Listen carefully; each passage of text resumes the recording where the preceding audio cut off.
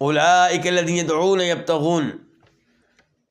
تو جن معبودوں کو یہ پکارتے ہیں، جن سے دعائیں کرتے ہیں، وہ تو خود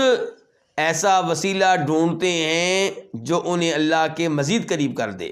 اللہ تعالیٰ فرماتے ہیں سورہ فاطر میں کہ والذین تدعون من دونہ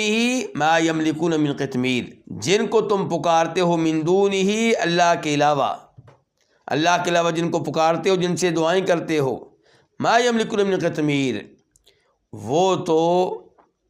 کھجور کی گٹھلی پہ چڑھے ہوئے ہلکے سے چھلکے کے بھی مالک نہیں ہیں، چاہے جائے کہ تمہیں بیٹا دیں، تمہیں شفا دیں، تمہارا کوئی بڑا کام کریں، وہ تو کوئی معمولی سی چیز کے بھی مالک نہیں، کوئی بھی اختیار نہیں رکھتے وہ۔ اللہ تعالیٰ فرماتے ہیں سورہ فاطر میں ہی یا ایھا الناس انتم الفقراء الی اللہ واللہ هو الغنی الحمید، اے لوگو تم سب کے سب اللہ کے محتاج ہو، کیا نبی کیا ولی، سب اللہ کے محتاج ہیں، اور ایک اللہ ہی مستغنی اور بے نیاز ہے۔ تو جو مستغنی اور بے نیاز ہے، نفع و نقصان کا مالک ہے، مشکل کشا اور حاجت روا ہے،